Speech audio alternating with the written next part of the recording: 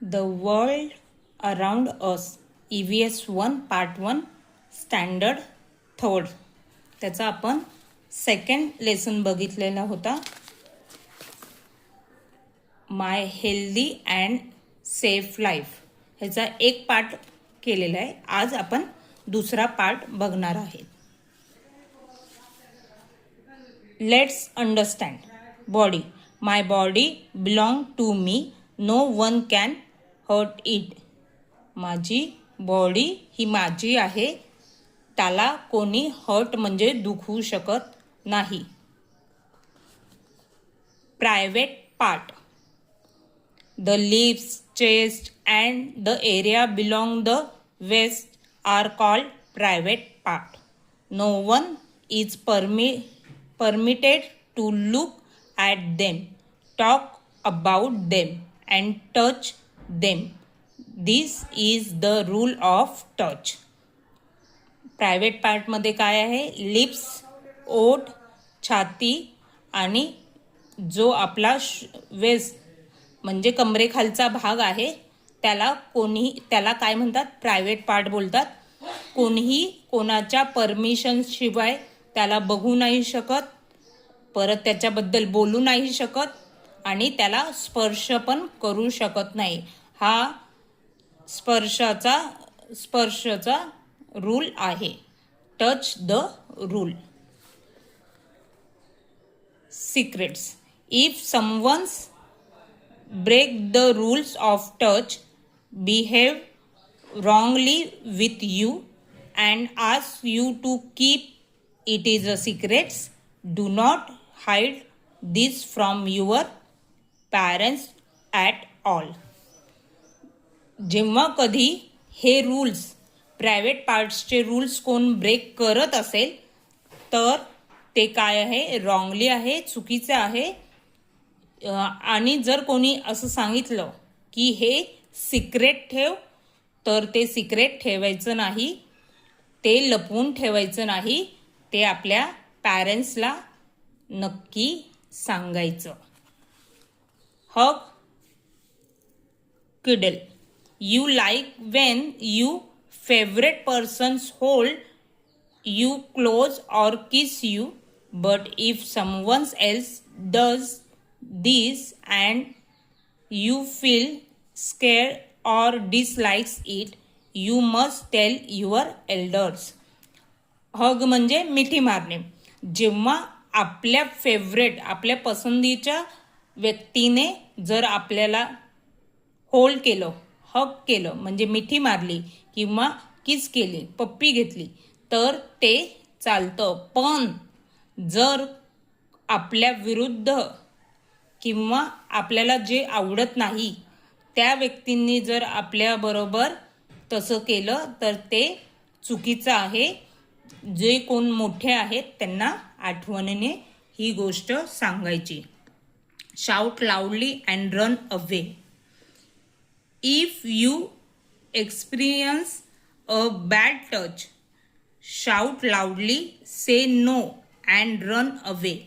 आणि जेव्हा कधीही आपल्याला बॅड टच जाणवला तेव्हा मोठ्याने ओरडायचं आणि नो म्हणत मोठ्याने ओरडायचं आणि तिथून पळून जायचं.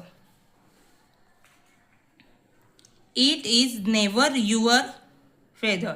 If you experience a bad touch, remember it is never your feather. जेव्हा बॅड टच असतं तेव्हा आपल्याला जी निराशा येते त्यासाठी आपल्या पॅरेंट्स बरोबर ते शेअर करणे. Tell and remember. If you experience a bad touch, tell you parents, grandparents और teachers immediately. They will definitely help you. आणि असं काही झालं तर काय आपले आई वडील, आजी आजोबा, टीचर, शिक्षक यांना लगेच सांगायचं आणि ते नक्की तुमची मदत करतील. इथे हँड हायजेनिक. आपले हात स्वच्छ कसे असावे त्याची प्रोसेस दिली. पहिले हात धुवायचा पाण्याने, नंतर जे लिक्विड या सोप असेल तो हातावर चोळायचा आणि तो रब करून सगळीकडे पाम, हात, फिंगर्स ह्यांना लावायचा. फिंगरच्या मधून पण, बोटांच्या मधून पण काय करायचं, तो साबण जो या हँडवॉश आहे तो पसरला गेला पाहिजे. आणि palm together, fingers, both hands interlocks करून सगळं करायचं. Grip the fingers together and rub the back and the fingers against the opposing palms. Opposite पाम्सला पण चोळायचं. Rub rotationally the right thumbs with the right palm and the left thumb with the right palm. मग अंगठ्याला सुद्धा चोळायचं. Rub the fingers tips of one hands, rotating two palms and the hands. Do not do the same for the hands. अशा पद्धतीने hands धुवायचे आणि clean करायचे. Dental hygiene. Dental hygiene is put toothpaste or powder on the brush. जे आपले toothbrush आहे त्याच्यावर powder किंवा पेस्ट आहे ती टाकायची. Hold the brush slant over the teeth. आणि ते सरळ समोरच्या दातांमध्ये तो ब्रश फिरवायचा. Brush your teeth in a circular motions. Circular म्हणजे गोल राऊंड. आतल्या बाजूने दाताच्या भोवती गोल पद्धतीने ब्रश फिरवायचा. Brush teeth from top to bottom and from bottom to top. आणि नंतर बाजूचे दात असतात तिथे टॉप वरतून खाली, खालून वर असे घासायचं. खालून वर असे घासत राहायचं. Brush your teeth in a circular motions. परत सर्क्युलर मोशन्सच्या पद्धतीने दुसऱ्या बाजूला पण तसंच करायचं. Brush the enter surface of the teeth. जे आतल्या बाजूचे आहे दाताची रचना कशी असते, अशी असते. तर जे बाहेरच्या बाजूने दात आपण घासल्यानंतर जे आतल्या बाजूने दात असतात ते ब्रश केले की आतल्या बाजूचे दात पण स्वच्छ राहतात. क्लीन युअर गम्स अँड टंग. आणि गम्स म्हणजे काय, जिथे दात असतात त्याच्या खाली जे माउंस असतात ते गम्स असतात ते पण क्लीन करायचे. आणि त्याच्याबरोबर टंग म्हणजे जीभ पण क्लीन करायची. Rinse your mouth with a water.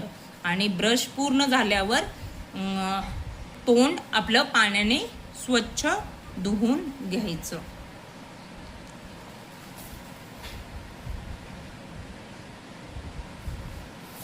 इथे always remember clean your teeth after waking up in the morning and before going to the bed at night.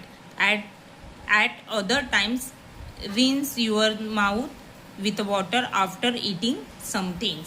जेव्हा काय आहे, सकाळी उठल्यानंतर मॉर्निंगला एकदा ब्रश करायचं आणि बेड म्हणजे झोपताना, बेड ॲट नाईट झोपताना एकदा ब्रश करायचा. आणि इतर वेळी जेव्हा पण काही आपण खाल्ल्यानंतर नुसतं पाणी प्यायचं नाही, पाण्याबरोबर पाण्याच्या गुळण्या करून ते टीथ आपले स्वच्छ करायचे.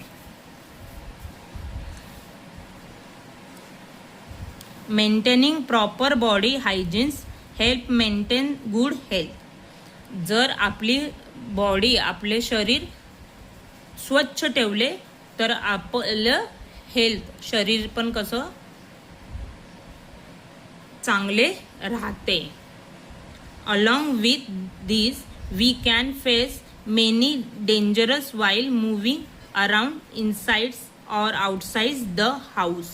आपल्या समोर वेगवेगळे डेंजर अशा वस्तू आतमध्ये आणि घराच्या बाहेर असतात. We must take care will handling electrical appliance and crossing the road to keep ourselves safe. Appliances म्हणजे काय? ज्या इलेक्ट्रिक वस्तू आहे त्या काळजीपूर्वक हाताळायचे आणि रस्ता क्रॉस करताना सेफ राहायचं. You electric appliances only with the help of elders. जेव्हा आपल्याला इलेक्ट्रिक अप्लायन्सेस वापरायचे असेल तर एल्डर जे मोठे आहेत त्यांच्या मदतीने ते वापरावे किंवा ते असताना ते वापरावे. Do not put fingers, pens और स्पून्स इनटू अ सॉकेट्स. जेव्हा आपले फिंगर्स आहे, बोटं आहे, ते स्पूनमध्ये, पेनमध्ये किंवा सॉकेटमध्ये नाही घालायचं. Do not touch electrical appliances with wet hands. म्हणजे जेव्हा आपले हात वेट म्हणजे ओले असतात तेव्हा इलेक्ट्रिक अप्लायन्समध्ये हात नाही घालायचा. Stay away from place where electric wires touch each other and spark.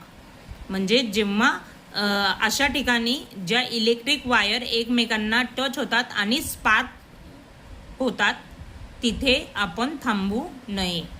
Move away immediately for a place that has causes fire.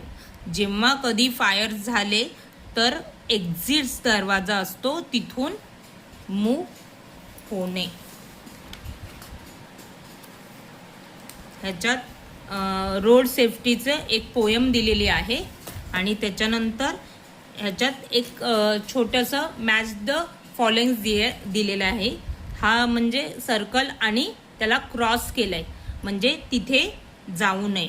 आता आपल्याला ह्याच्यात सोप्या पद्धतीने मॅच पेअर करताना, सिम्बॉल मॅच करताना जे सोपे आहे आपल्याला माहिती आहे ते फर्स्ट करायचे आणि त्याच्यानंतर जे येत नाही ते वाचून ठरवायचं की आपल्याला त्यातले कोणतं असू शकतं. फॉर एक्झाम्पल हा ग्रीन आहे म्हणजे काय येणार? Cross the road. रेड आहे म्हणजे स्टॉप. हे ट्रँगलमध्ये दोन लहान मुलं आहे आणि त्यांच्या हातात बॅग आहे तर स्कूल हेड म्हणजे शाळा जवळ आहे. इथे ॲरो केलाय, सर्कल केलंय, एक ॲरो आहे आणि इथे क्रॉस केलाय. तो इथे काय आहे? No entry. तिथे एंट्री करायची नाही. त्या रोडला, सरळ रोडला एंट्री करायचं नाही. आणि इथे सर्कल दिलंय आणि क्रॉस केलंय म्हणजे काय आहे? No parking. Let's understand. Sometimes at home, in school, on the road, in the playgrounds or in a garden, we get a small injury like a scratch, a thorn prick, a cut, fail, a burn or getting hit while playing resulting in bleeding from the nose, lips or teeth. The treatment given for such a small injuries before going to the hospital is called as first aid. म्हणजे जेव्हा आपण स्कूलमध्ये, रोडवर, प्लेग्राऊंडमध्ये खूप वेळा छोट्या मोठ्या injuries, दुखापत होतात. म्हणजे स्क्रॅच म्हणजे खरचटणे, एखादा खिळा किंवा काटा रुतणे, छोटंसं कट होणे, पडणे, भाजणे किंवा एखादा मुक्का मार, गेटिंग हिट म्हणजे मुक्का मार लागणे, हे किंवा छोटं फार ब्लडिंग होणे, रक्त वाहणे नोजमधून, लिप्समधून, टीथमधून. त्यावेळेस जी फर्स्ट छोटी इंजरीची ट्रीटमेंट करतात त्याला फर्स्ट ॲड असं म्हणतात.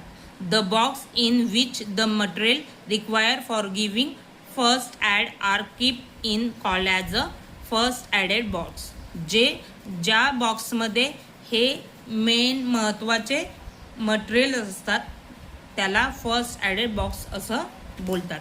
म्हणजे ज्या छोट्या छोट्या फर्स्ट एडेड बॉक्स असं असतो. त्यात काय असतं, सीझर असतो, टेप असतं, क्रीम असतं, बँडेज असतं, रोलिंग बँडेज असतं, स्प्रे असतो, कॉटन असतं. हे अवेलेबल असतं. दुखापत झाली, मुक्का मारला तर स्प्रेने आपण थोडंसं क्लिअर करू शकतो, दुखणं बंद होतं. स्क्रॅच कट झालं तर बँडेज मारू शकतो. कधी मुक्का मारामध्येच हात दुखत असेल तर ही बँडेज पट्टी बांधून ते कव्हर करू शकतं. खरचटलं असेल तर क्रीम लावून पट्टी लावू शकतं. खरचटलं असेल तर काय करतात, कॉटनने अगोदर ब्लड पुसून घेऊन त्याला डेटॉल टाकून ती पट्टी कापून चिटकू शकतं. अशा पद्धतीने हा लेसन इथेच संपलेला आहे. ह्याचा दुसरा पार्ट इथेच संपलेला आहे आणि पुढच्या लेसनचे व्हिडिओज मी नंतर पाठवणार. जर तुम्हाला आवडले असेल तर मला सबस्क्राईब नक्की करा.